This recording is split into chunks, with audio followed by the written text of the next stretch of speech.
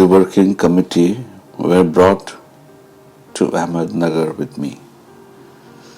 They were Jawaharlal, Sardar Patel, Asaf Ali, Shankar Rao Dev, Govind Ballabh Pant, Dr. Pattabhi Sitaramaiah, Dr. Syed Mahmud, Acharya Kripalani and Dr.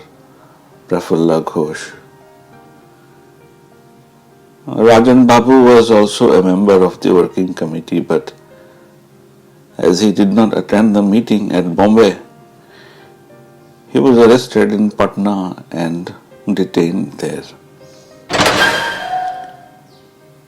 We were taken inside the fort and brought to a building which looked like a military barrack.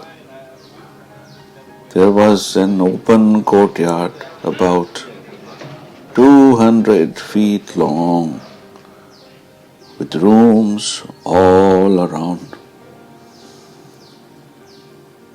We learned later that Italian prisoners had been kept here during the First World War. A jailer from Pune who was transferred checked our luggage as it was brought in. I had a small portable radio which I always carried with me.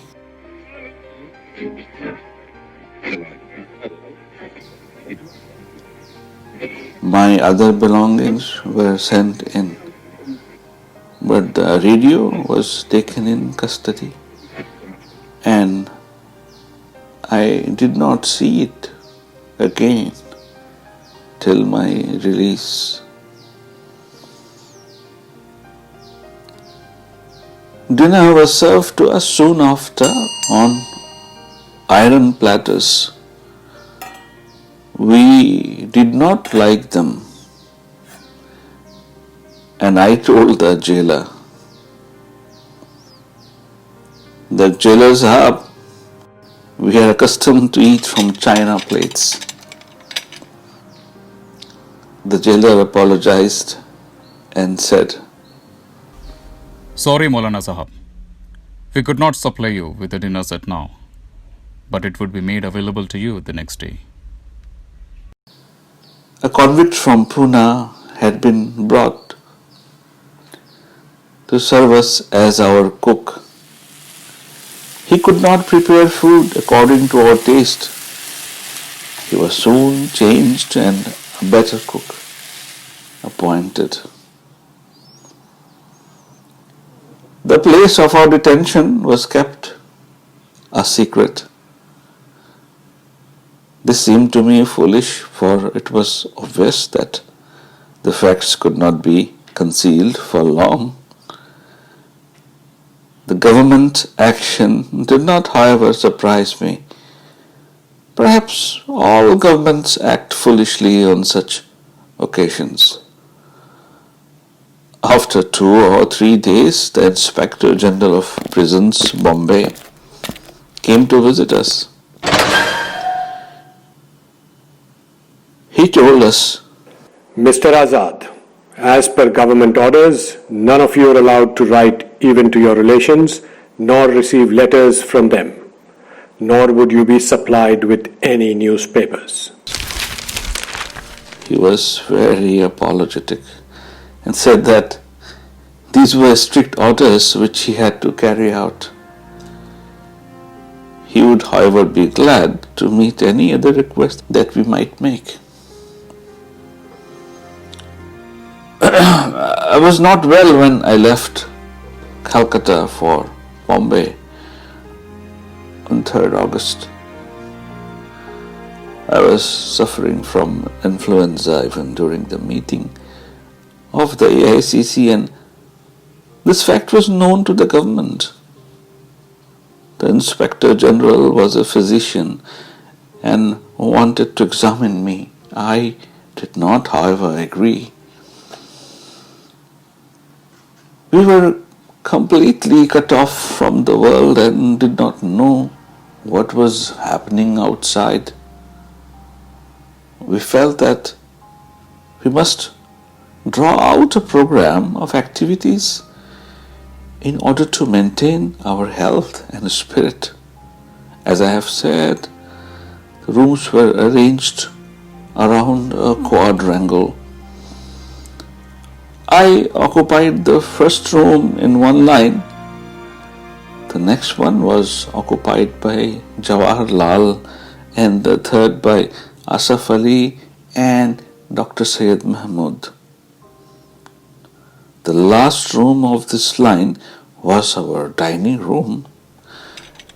We used to meet for breakfast at 8 in the morning and for our midday meal at 11.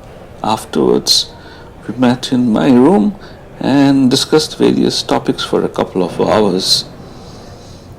Then we had a little rest and met again for tea at 4. After tea, we took some exercise in the quadrangle. Dinner was served at 8 and we used to carry on our discussions till 10. Then we retired to our rooms. The quadrangle was quite bare when we came. Jawaharlal proposed, "Perhaps we should prepare a flower garden, as this might keep us occupied and also help to beautify the place." "Very good idea, Jawahar," I told him, and we all agreed. And we rode to Pune for seeds. We then prepared the ground for flower beds.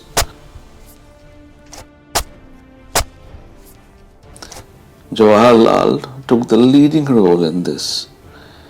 We planted some 30 or 40 kinds of seeds, watered them every day and cleaned the beds.